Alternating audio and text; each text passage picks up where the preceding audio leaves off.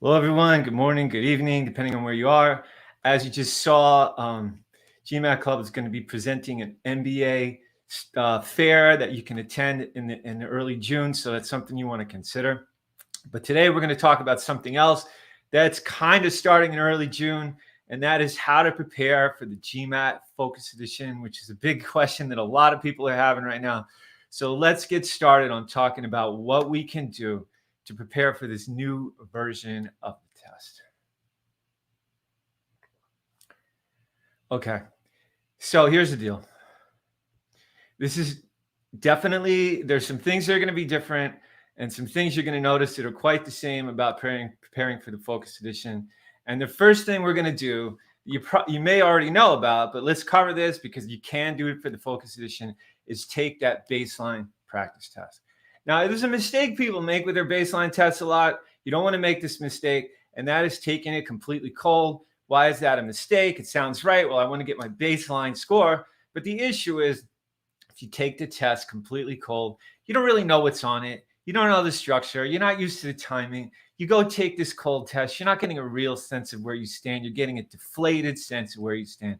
So before we take a practice test, you want to prepare for 10 to 20 hours. Look, just familiarize yourself with the test, the questions that appear on it, all that stuff. And then once you've done 10 to 20 hours of prep and you kind of know how the test works, then take one of the free official practice tests available on MBA.com.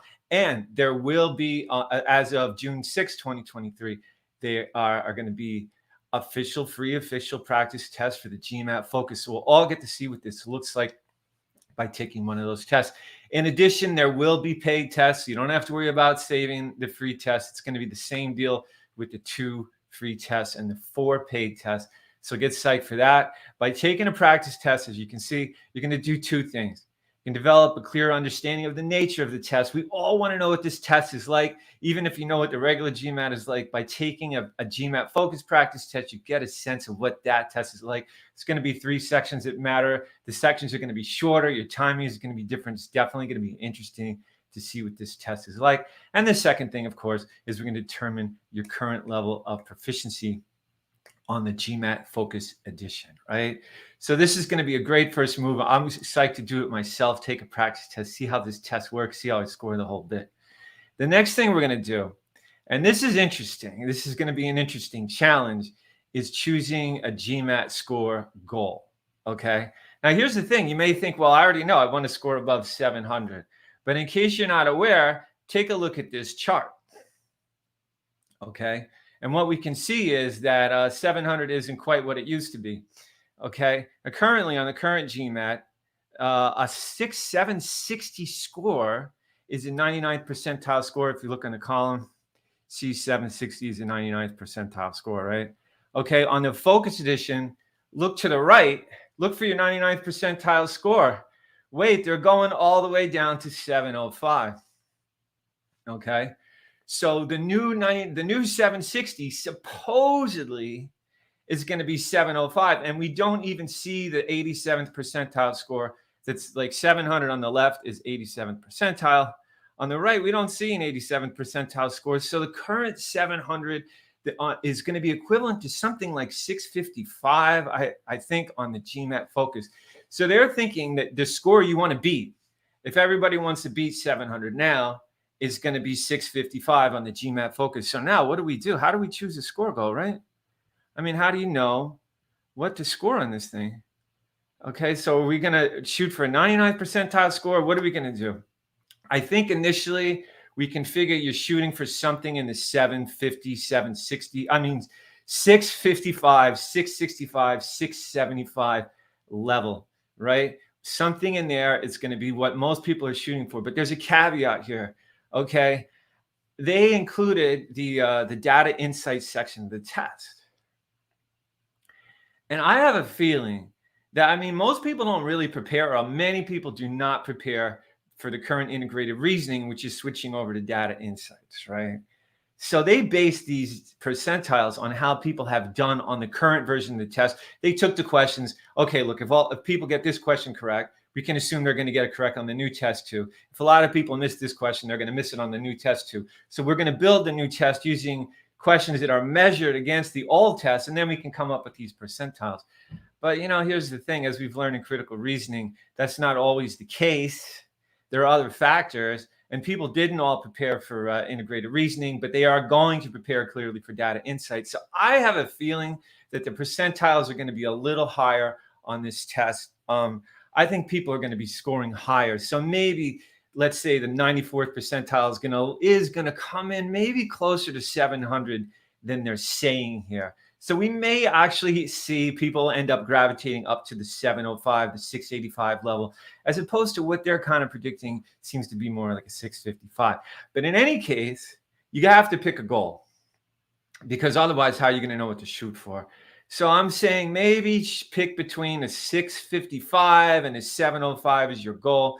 Maybe if you were going to shoot for a 730 or a 750, you want to shoot for something more like 715. And that should land you in the same type of percentile we'll see on this test. Now, once the test is starting to be given, we'll get a better sense. You'll be able to see how the people are scoring. They may announce some actual percentiles. Let's see. But for now, I'm saying shoot for 655 to 715 is probably what most of us are going to do. Okay, for a total score goal. Okay, then we need to choose section score goals too. Once again, who knows what they are? We all know, I want a Q47, I want a Q45. We all know what it means, right? But it's not going to be the same. Once again, we don't know what the section scores are going to be. How are people going to score? Okay, so in the new test, the scores are going to range from 60 to 90. The 6 to 51 is going to be gone. So they're all going to be the same. That goes for quant, that goes for the verbal section, that goes for the data insight section. All three are 60 to 90. They all count the same for the test.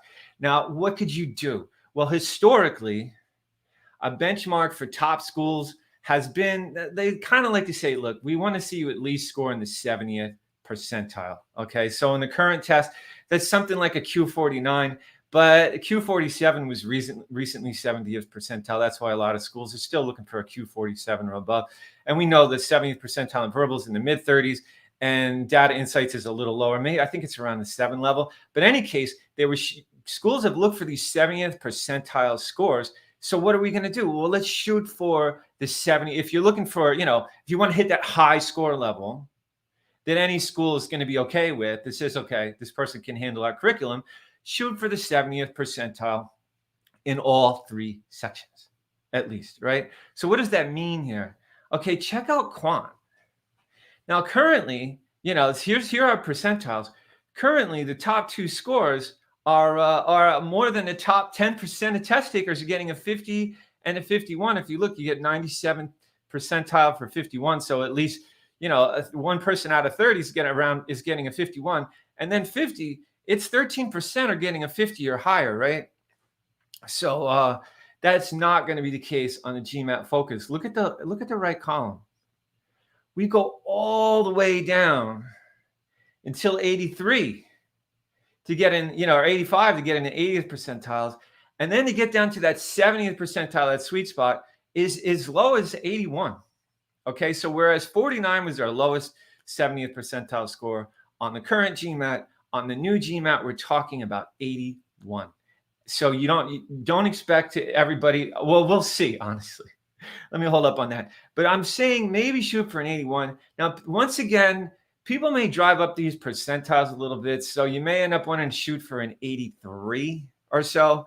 But in any case, you can see that you're not going to have to shoot for the top three scores in this test. And in fact, apparently, they're not expecting that many people to score in the top three scores.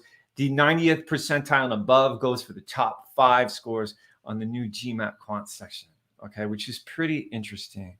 So let's see what happens. It's going to be so interesting to see, because all of us that have been bunched up at the 50 level or higher, how spread out are people going to be? How far are people going to run when they have a chance to score higher in this thing? Any questions so far? Let me know. You can put them in the chat. Let's see what's going on, what you think. But so it's going to be real interesting to see how the quant scores show up now that they're going to give us more room to run. It looks like on the highest level, the quant section is actually going to be a little harder than the current GMAT. Okay. So let's talk about choosing a verbal score goal. Once again, let's look at these percentiles. On the classic GMAT, anything above a 44 is a 99th percentile score. A lot of people would shoot for a 40 or higher. You see it's a 90th percentile score, but look on the right side. They're not pushing us down as much. The top 10 scores or the top 11 scores are 90th percentile or higher. Okay, top 11 scores. But on the right side, the 90th percentile or higher scores are only the top 7 scores, right? So it looks as if they're saying the verbal section is going to actually be a little easier. I'm not sure why they're saying that, but it might be because sentence correction will be gone, or maybe they're gauging the question differently. So yeah, if you were shooting for a V40 or higher, now it looks like you're shooting for an 84 or higher on the verbal side. I got a couple questions coming. Yeah, DS not being part of the new quant might be part of the reason for the new percentile. It might be, but honestly, the GMAT has been talking about for years for quant the issue that there's no way to really differentiate because so many people were scoring above 50 or above 49 or higher. So so many people are getting the top 3 scores, 30% of test takers. So what does that mean? So what they did is but it made it harder. They've actually maybe they're adding more harder questions, or if you're scoring higher, the questions are going to stay harder on you because right now they bounce around. You get a lot of medium questions still. Somehow it looks as if they've given people more ability to see more harder questions and actually score higher in the test. I think that's why the percentiles are different on quant. Are there a few B schools not accepting the Focus Edition, right? Yes, already Harvard is saying, well, just for a couple of rounds. And why would that be? Well, we're seeing what's going on with these scores. It's really not clear how people are going to score. Yeah, they've come up with these estimated percentiles, but people could do all kinds of things. Maybe the first few people to come in set the standard and it's lower than what they expect, or maybe people do much better on data insights and the percentiles are higher than, run up into higher scores than what they expect. So schools are reluctant to accept GMAT Focus scores for the first couple rounds, round 1 and round 2 of the coming application cycle, because they won't even know what the scores mean, right? So yeah, if you're planning on applying in round 1 or round 2 of the coming application cycle, you might want to consider sticking with the current GMAT so that there's not any confusion. Also, who knows when the GMAT Focus Edition is going to come out? We won't really know until August exactly, probably the first dates. I'm targeting round 2 with GMAT Focus, but worried if most schools follow HBS trend. Yeah, I don't think most schools will. A lot of schools won't. But it's still going to be the case that schools won't know what your score means. Okay, let's look at choosing a data insight score goal. Right now, it's kind of tough to say what these percentiles mean because on the left side, most people don't really care that much about integrated reasoning. So it's tough to say what the integrated reasoning percentiles really mean. But what we can see on the right side is the GMAT Focus percentiles go all the way down to 81, which is a third of the way through the score range. 1/3 would be 80. The second third would be down to 70, and the last third is down to 60 approximately. And we can see that the whole first third of the range is down to 90th percentile. So I don't know what that means for us, but maybe we're shooting for, if you were shooting for an 8 before, that was 90th percentile. So does that mean you're shooting for an 81? Possibly. I would say that if you really want to knock people's socks off with your data insight score, you're probably shooting for an 80 or higher. Okay.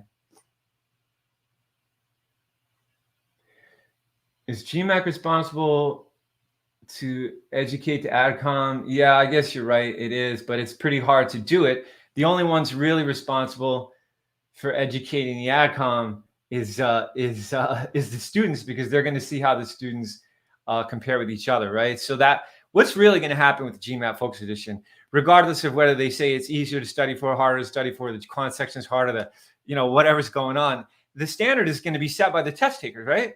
We're all going to set the standard. If we all score high, that's going to be the standard. If we all score in the 600s, the mid 600s, that's going to be the standard. So we have to see how it shows up, and that's the only way we're going to know. The source of this is the GMAT website. there's a page on all the percentiles, and it compares the percentiles. Not quite the way I've done it here. Actually, Target Test Prep is going to be publishing a blog soon with all this information in it. It's going to be on whether the GMAT Focus Edition is easier or harder. So it'll all be in that one place. But you can get this GMAT Focus percentile information on the GMAT website. There's a page, something about GMAT Focus proposed percentiles. If you do an online search, you'll be able to find it. As far as how the current GMAT will stay in place, I'm thinking probably into the second quarter of 2024.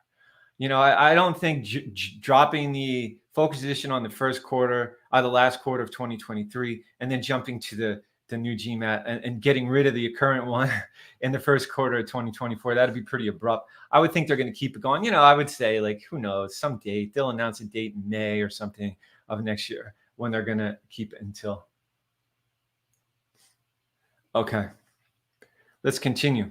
Okay, so now, having chosen a score goal, we know that the data insights section is equal to in importance to the verbal section and the quant section on the new test. So which should we prepare for first, and what should we prioritize? Well, here's the thing. The data insights section, in case you haven't really gone deeply into integrated reasoning yet, which I'm sure a lot of you haven't, is really quant and verbal merged. Data insights, it was always called, basically it's coming from integrated reasoning. Integrated reasoning, we're putting all kinds of reasoning together. So you're reading a chart and answering a verbal question.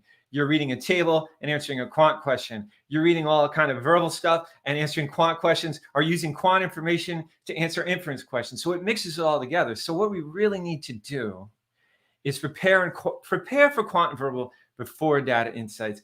In fact, unless something's drastically changed, and we're all going to learn this by reading the new prep materials that GMAT releases, data insights is basically a merging of quant and verbal. So the thing to do is prepare for quant and verbal first, and then theoretically, you're going to be 90% or 80% prepared for data insights at that point. Let's take a look at some questions here. This is a data insights graphic interpretation question, right? Okay, so you have to read this graph, and we don't see many graphs like this in GMAT Quant. But if we look at the question below it, if Jason gave X more concerts, in 2012, then the ratio of Jason's number of concerts to Paul concerts, number of concerts in 2012 would be equal to the same ratio as 2010. Well, this is a ratio question, right? So you certainly, before you go to this question, it's going to be so much easier if you've gone through a course like the Target Test Prep course and learned how to do ratio questions. If you have your ratio strategies, your formulas, you're going to bust through a question like this. Whereas if you go to data insights first, of course, you're going to be reading the graph and trying to figure out this ratio and hacking your way through. You just don't need to do that. So you want to, when you're doing data insights, you want to be focusing on the graph, right? How do I read this graph? This is the new part of it. Okay. So by preparing for quant and verbal first, you're going to be ready. You'll build the foundation, the prerequisite for preparing for data insights. Will the current GMAT format be accepted in the coming 5 years? Absolutely, it will. They're going to accept it for 5 years as they have.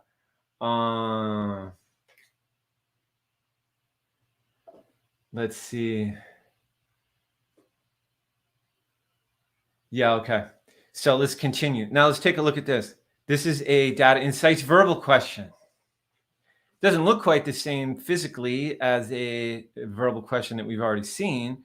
But if you read the question stem, in the table, identify the statement that most accurately states the conclusion of the argument. We've all seen that before if you've been studying critical reasoning. And the statement that most accurately describes an assumption on which the argument depends. This is clearly a different form of a critical reasoning question, right? So you can see why it's going to work out great to prepare for data insights after quant and verbal. Because if you know how to answer assumption questions, if you know how to answer conclusion questions, you're going to be 90% of the way to answering this question, okay? So we're definitely preparing for data insights before quant and verbal. Okay. Okay, let's continue.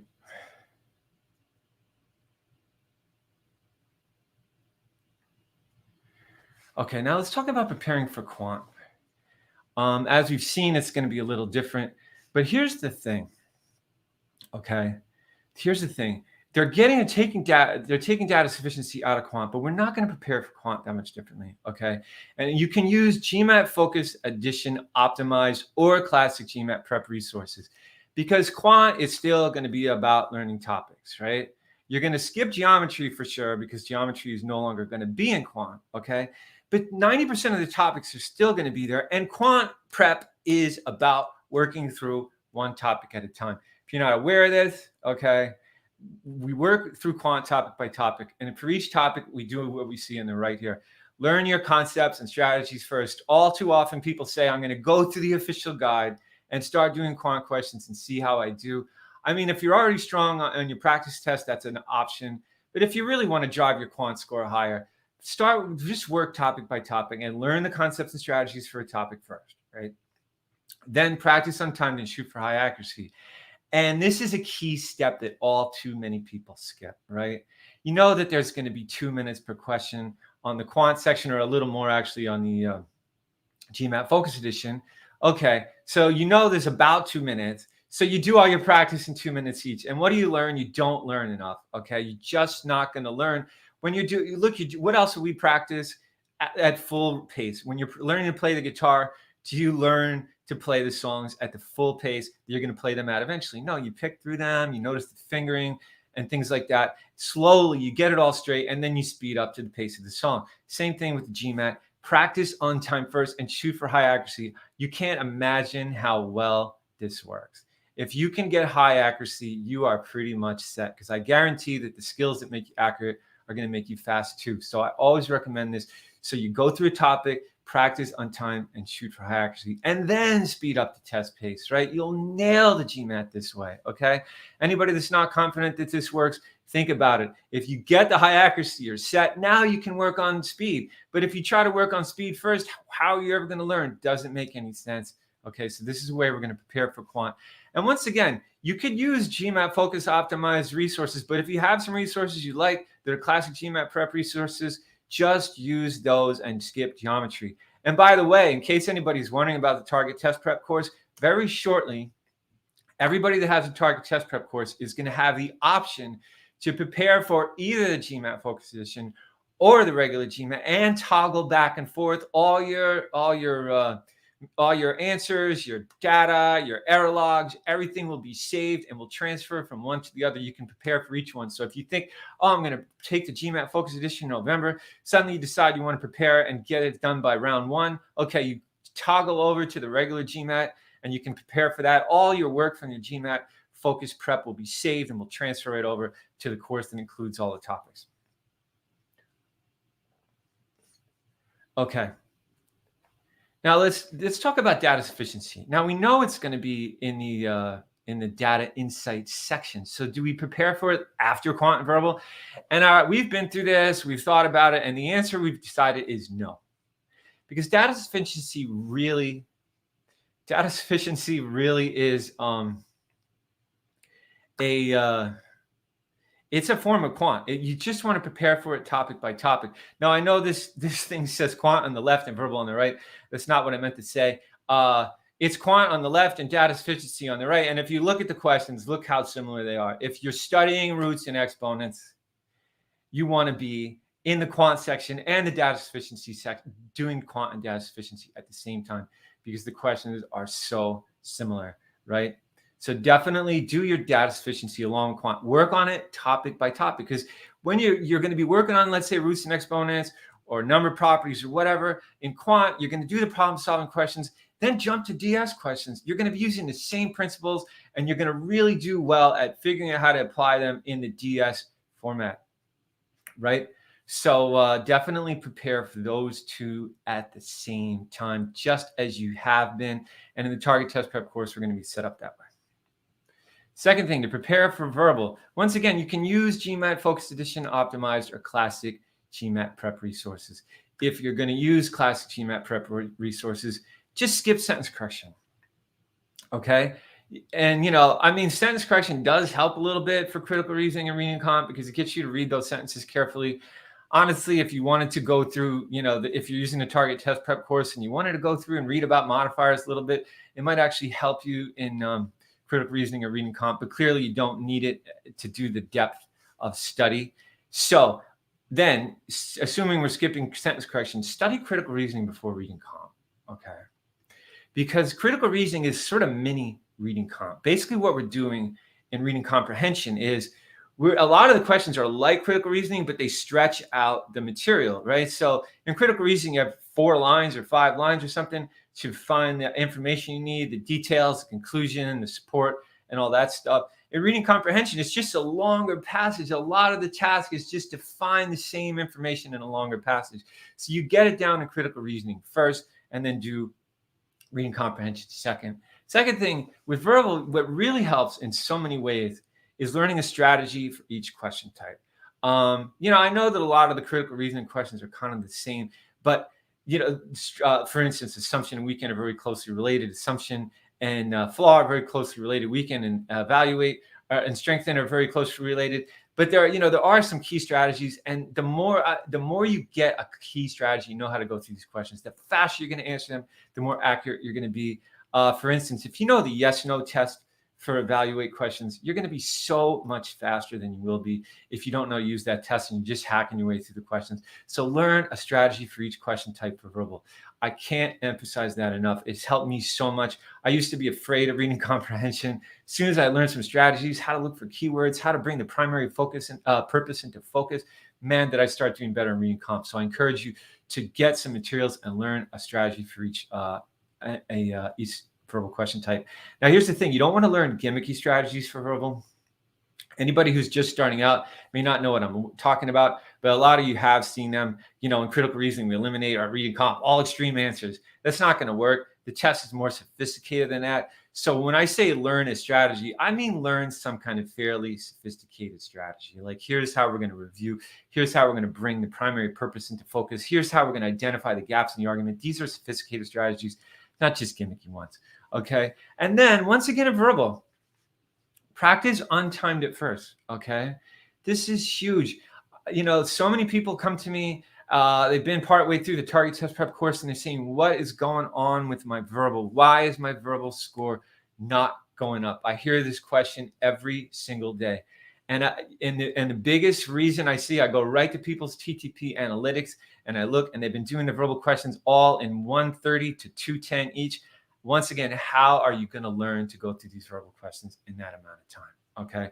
The best way to practice for GMAT verbal is to do the questions on time and treat every answer choice as a question to be answered. So even if you're pretty sure that C is the correct answer, can you see why A is not correct?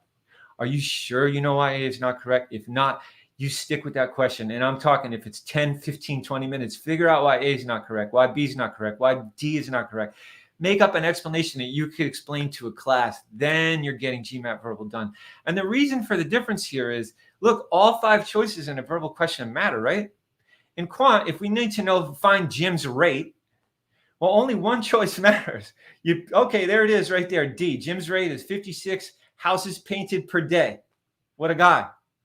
Okay, none of those other choices matter. But in verbal, you have to be able to eliminate all the incorrect choices, right? So we have to practice that.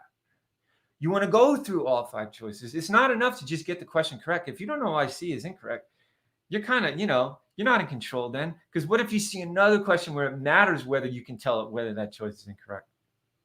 Things aren't going to work out because you haven't practiced identifying issues with that type of choice, okay? So yeah, when you're practicing verbal, practice on time. Go through every choice and come up with an articulate explanation for why the choice is correct or incorrect, and make high accuracy your priority. People often ask me about speed in verbal. Well, if I'm practicing on time and making accuracy my priority, how am I going to be fast? And the great answer to that is that what makes you accurate also makes you fast. For instance, if you're super precise and you see what's going on, you're going to be accurate, right? If you're super precise and you see what's going on, you're going to be fast because you're going to see what's going on and you nail it, right? So being accurate and being fast are so closely related. And the key thing is it's easy to shoot for high accuracy. You know what you're shooting for. You can tell your results immediately. So shoot for that high accuracy when you're preparing for verbal. I see a couple of questions going up.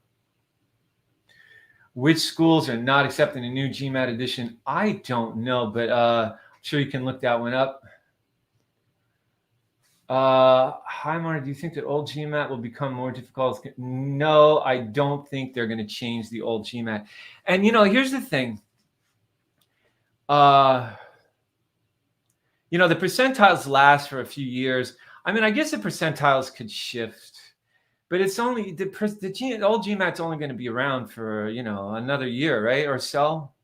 So the percentiles aren't going to shift by then, and that's really what you're shooting for. They're going to keep the test the same, and then your goal is just to get a score at a certain percentile. So there's not going to be any change in your challenge for the current GMAT. Okay, on to the next thing. Now let's talk about preparing for data insights, okay?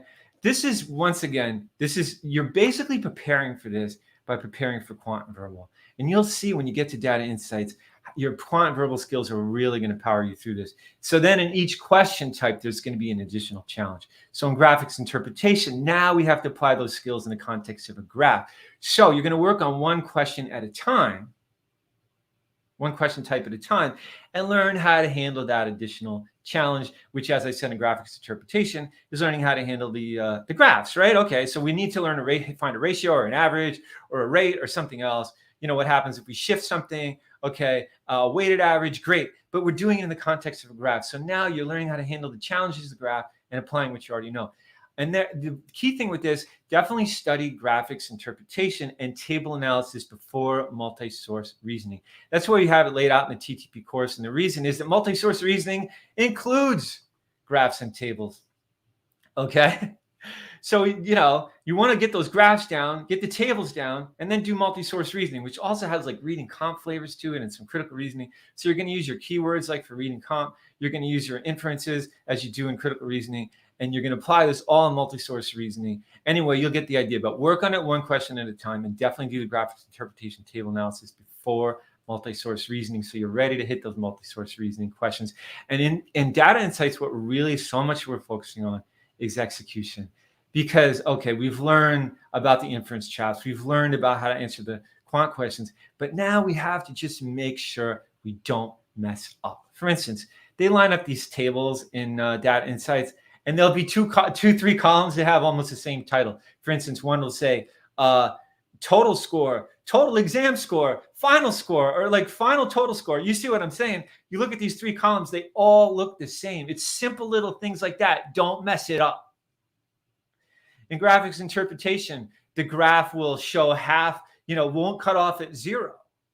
So when you see the bars, it looks like one is double another, but actually it's all out of whack because the one started at 3 and the other one started at 4. So 3 to 5 looks like double, but actually we're only going up another notch, another notch or two. So you can see what's going on here. They're testing your execution. And they're throwing so much information at you. For instance, in multi-source reasoning, man, you can get so overwhelmed by the information. It's crazy. So you just have to learn to focus and execute. That's so much you're going to be doing as you prepare for data insights. Okay, moving along. Another thing we're going to do that you may know to do for the current GMAT is keep an error log. Okay, you're going to note the types of questions you miss and the reason you missed them. You can do this in Excel. You can do it. There's some templates out there. The Target Test Prep course has basically an automatic error log that you can use. You miss a question, we give you a choice of reasons why you missed it. You click on one. Whatever method you use, what's going to happen is you're going to get a great list that you can view and look for patterns. And what are patterns going to do for you? Well, you see that you're missing a certain type of question. You go right back to that lesson and review it. You see that you keep missing questions for the same reason. You figure out what to address. And so this way, by having an error log, you're going to efficiently address issues. It is so cool to record what's going on. It really helps you to narrow down what's going on and get these questions correct, right? Address what's causing you to miss the questions. And here's the thing about preparing for the GMAT. We've talked about all these little details, picking your score goal, and and how to prepare for quant and all this stuff. And people go, why isn't my score going up? Or why is my score going up? Why did that person score 770? Why is this person scoring at this other level? And here's the thing. Everything I've seen about preparing for the GMAT is that how you prepare is what really matters. Okay? So if you're not getting, people go, oh, I'm just not smart enough for this or something, I'm just not cut out for this. The test is too hard or whatever. It's how you prepare. That's what's going to make the difference. That's why you see that person scoring 750. Okay, it's all about preparation. If you go through people's debriefs, and you see them, the people that score the high scores are saying, I didn't do this, I did do this, I didn't do that, I did do this, and the things they do work. So think about preparation in terms of, keeping an error log, identifying my errors, right? What does work for people? What's logical here? If it's logical, if you do your questions on time first, this is going to work better. It's so key. This is project management. And the cool thing is, honestly, you get some decent project management skills out of preparing for the GMAT, because it's a very clear venue to decide what works, what doesn't work, and figure out how to make this project happen, okay? So we'll keep an error log. It's going to be a key step here. I see a couple of questions coming in. Maybe. No, okay. Okay, any questions so far? Any more questions so far?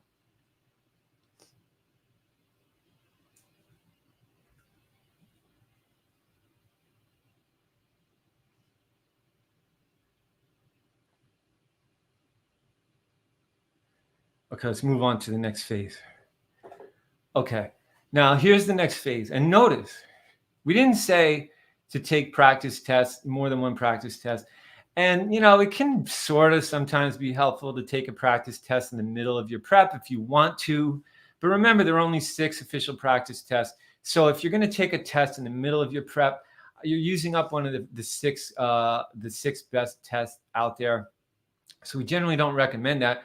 And another reason is, look, if you haven't studied probability and you have studied roots and exponents, when you take a practice test in the middle of your prep, what you're going to find is that you don't know probability and you do know roots and exponents. Well, you already knew that. And the other thing is, you can tell a lot from your accuracies. I can go through somebody's accuracies on their TTP analytics and predict their score almost perfectly at this point, because your accuracies tell so much. So you can kind of tell if your accuracy in quant is on average, and that's easy, medium, and hard together.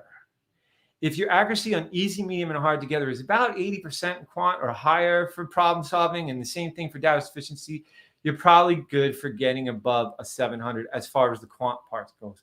In verbal, currently you have to be a little higher than that. We'll see how it shakes out for the GMAT Focus Edition.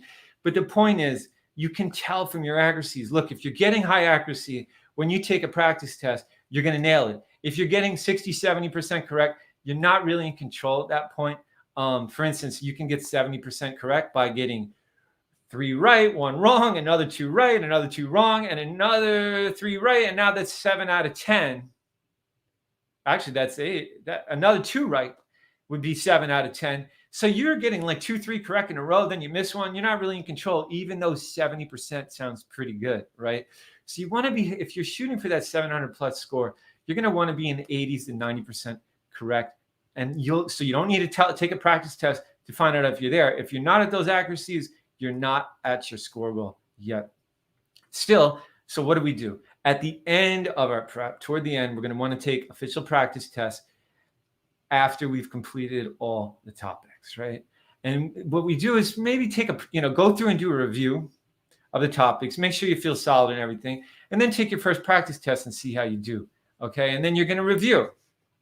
Go through the test, see what you missed. You're going to start getting insights. Wait, I never really did, work on combinations really. So you figure that out. You go back and you work on combinations, and then you go back and 4 or 10 days later, after you've covered the sections, you're going to go back and take another practice test, and you're driving your score higher. But you don't want to take this lightly, If your score is not going up when you're taking practice tests, you really have to figure out why. I've seen all too many people say, oh, I scored 650 on 3 practice tests in a row. I don't know what's going on. Stop taking practice tests at that point. And don't go take the GMAT at that point. All too many people say, well, I scored 650 on 3 practice tests. 720 is my goal. I'm going to go take it. Doesn't work out. You really want to be at your goal level on the practice test before you take the real GMAT. So go through your results and really figure out what's going on. And if you score the same score a couple times in a row, look, reach out. If you're taking the Target Test Prep course, reach out to the team and say, look, I just took 2 practice tests and Neither one, the second one wasn't any higher than the first, even though I prepared for 10 days in between. Something's going on. What do I need to do differently? And we can often identify, or almost always identify, something that's going on in your analytics, or how you're preparing, or what you're doing, or maybe your anxiety, or something that's holding you back. And if, or otherwise, just ask a friend that's taking the GMAT, reach out to GMAT Club, do something, figure out what's going on, figure out how to increase that score. Okay. See what other questions are coming in. Will GMAT launch exams 3 through 4? Yes. I don't really know. I think they're going to, all the practice tests are going to come out at the same time. They're releasing all those materials. That's my impression. There's not going to be spacing. If I'm going to apply in 2024, should I take Focus or the regular version? I think either's fine, whichever you're more comfortable with. If you're already preparing for the regular version, you plan to apply in 2024, look, the score is going to mean the same thing to the schools as it does now. So the only one thing I would say is, if you're planning on using a super high score to get you in because maybe your GPA is a little off or something, I might go for the Focus Edition in that case, because I would think that, as the Focus Edition becomes more prominent, the schools are going to be a little less focused on the super high scores on the current GMAT. But if you're looking for, let's say you're applying to an M7 school and you think you're going to score 750, why not just take the current GMAT, not worry about any changes to the test, not worried about like how other people are going to be scoring. The quant section is harder. Just take the current GMAT and use it, because it's going to mean basically the same thing. Okay, so then we're doing this practice test phase, and we don't, and how do you know when to schedule your real test? Well, there's two ways to do it. One is, once you get into the practice test phase, if you're feeling pretty good and your accuracies are high, maybe you schedule your real test a month out. If you're pretty confident, now you have some visibility regarding when you're going to score at your goal level. The other way is simply to wait until you score at your goal level on 2 or more practice tests. Then you're ready to do it, and that's the most solid way to do it. All too often, people schedule a GMAT ahead of time, and then I see them moving it, rescheduling it, wondering what to do. They take it, they don't get their goal score, they're devastated. Why put yourself through all that? Now, I know that in some cases it is tough to find a spot in the test center. So that's why I'm saying it might make sense to book when you have maybe a month out of visibility. You're saying, look, my goal is 730. My current level is 700, but I haven't taken any practice tests. I have another month. Well, at that point, maybe you can pretty confidently schedule your test.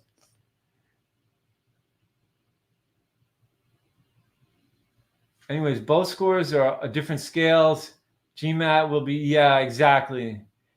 So schools, that's why they did the separate scales, because so that schools could always tell the difference. So they know that, they even just glancing at it, they're not going to think that your 660 on the GMAT Focus is a 660 on the regular GMAT, and vice versa. Okay, so we get the idea. You're going to schedule your test on a readiness basis, and that's a key thing to do. So do we have any other questions?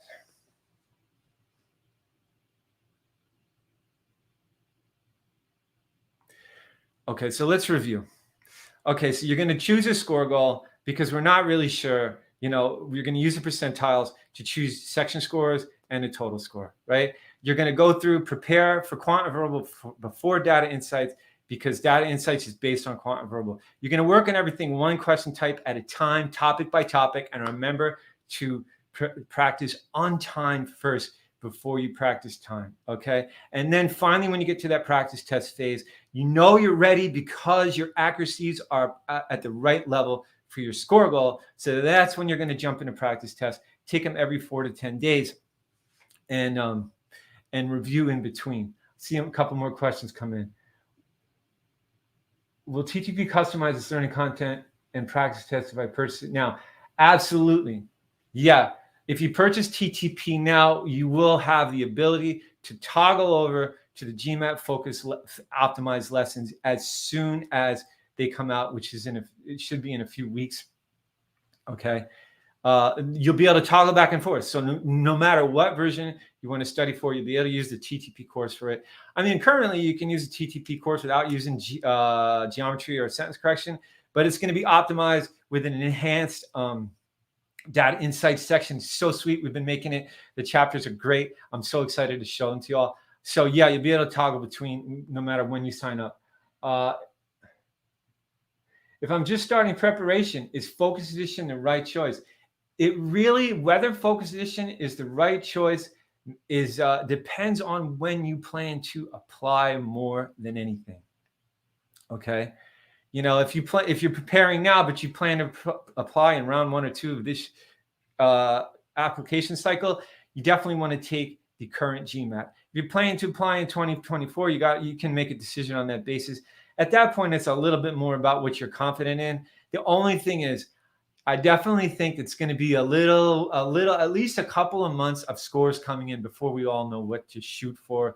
So if you want to take the GMAT, you know, before December next year, I guess you could take it, but you might end up having to take it again if you see that your score, what you got, isn't quite what everybody's getting.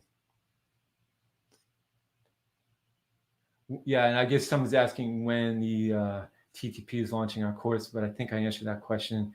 Yeah, so we're thinking if you're planning on applying in October of 2024, yeah, you could apply. You could prepare for the Focus Edition. Hey, the final thing I want to say. Well, Focus Edition is going to be in comparison with the current. I guess they're going to compare. That's a really interesting question, Pooja. Are they going to be comparing the Focus Edition with the current GMAT? Well, in a way. I think they're going to compare Focus Edition with Focus Edition and current GMAT with current GMAT, because that's kind of what they tend to do anyway with, let's say, the EA or the GMAT. They don't really, if you're taking the EA, they kind of compare your score with people's EA scores. If you take the current GMAT, they're comparing your score with people's GMAT scores. So I have a feeling they're probably going to mostly compare, you know, obviously there's going to be some crossover, but they're mostly going to compare within tests. I would think it's probably the only way to do it because the tests are somewhat different. Yeah, that's a great question, though. Okay, so now the final thing is, look, effective preparation, as I was saying, does work. So you want to go through these steps, make sure you do them right. If you want to get that high score, think about, how am I preparing? Process matters, right? Am I really learning the process for each kind of question? You know, or am I just running through practice questions? Am I doing 10 questions a day, high quality, or am I doing 50 questions a day, but not learning much? You'll see effective preparation works. So if your score is going up, it's because your preparation methods are working. Just keep doing what you're doing. If your score is not going up, then something needs to be adjusted about your preparation. It can be, you can learn from what other people are doing and make your score goal happen. Okay. And as you can see, people do this all the time. You know, Jay came into this, scored a 790, and you might have seen my interview with him. He really nailed how to prepare. All these people you're seeing here, they all, if you really see what they did, Anna on the right here, 300-point score improvement, right? She just knew what the steps were. Did an interview with her too. And you can just see, look, she started at 360. And a lot of people, I saw someone saying just today, wow, you know, I started at 350, I think it was. Do I have any chance to get into 700? Yes, if you prepare effectively, if you do the steps, if you do the on-time practice, if you do the execution things, right, that work, such as preparing for verbal before data insights, all these type of things, they all add up. It's all these little things, 1% improvement here, 1% improvement in what you're doing there. It all adds up, gets you to your score goal, okay? And by the way, look, Target Test Prep is having a Memorial Day sale for the next few days. You'll be able to get 15% off on all the GMAT courses. So it's a great time to sign up for the Target Test Prep course. If you haven't checked it out, we do have a 110-point score guarantee, and you can get a 5-day trial of the course, and you can see the entire course, okay? You can see the entire course, every question we have, every lesson we have. We don't hold anything back. We're not just showing you our best stuff. We think it's all good. You can see the entire course and sign up and see what you think, and you'll still be able to catch a Memorial Day sale after you've checked out the course. I encourage you to do that. Now, if you like this session, you feel like you learned something, be sure to hit like and share. And subscribe. I really enjoyed coming out today. If there are any more questions, I'll be happy to answer them before I go. Is the Focus Edition going to be harder in comparison with the current version? Once again, That's up to the test takers in a way, right? Because the average GMAT score used to be used to be way lower than it is now. So what made it harder to score above average? How the test takers handled the test. So the GMAT Focus Edition, I would say the quant section will be in a way harder. You won't be able to get a perfect score quite as easily on the quant section. And I'm not saying it's easy now, but it's going to be harder to get in the top few scores in the quant section for sure. It looks as if the data insights section is also going to have some harder questions in it, or maybe have more hard questions, so that there's more room to differentiate between people's scores. So in a sense, yes, the GMAT Focus Edition, it's going to be harder to get a perfect score or a very high above 700, like a 750, a 735 score is a 99th percentile score on the new test. So is it harder? Well, is it going to be harder to get into the school using the test? Maybe not, because your peers are going to be who you're really competing against. But is the test a little harder? In a way, it is. Yes. Okay. Thank you, too. It's been really great. It's always fun to come out. I'm excited to see how the target test prep course comes out for this test. I'm excited to take a practice test and see how this test looks. It's all pretty interesting. I think the Focus Edition is actually a pretty cool test for business school, right? The sentence correction is a cool section. It's one of my favorites. But I think beefing up the data insights and having us do stuff that we do in business, like going through tables and graphs and things and analyzing data, is really cool for a business school test. And the improvement in the quant section, giving us more room to run to see how high people can actually score, is kind of fun. And so I think the test is going to be a really great business school test. So I'm excited to see this. Hope you all are too. Have a great rest of your day. Until next time.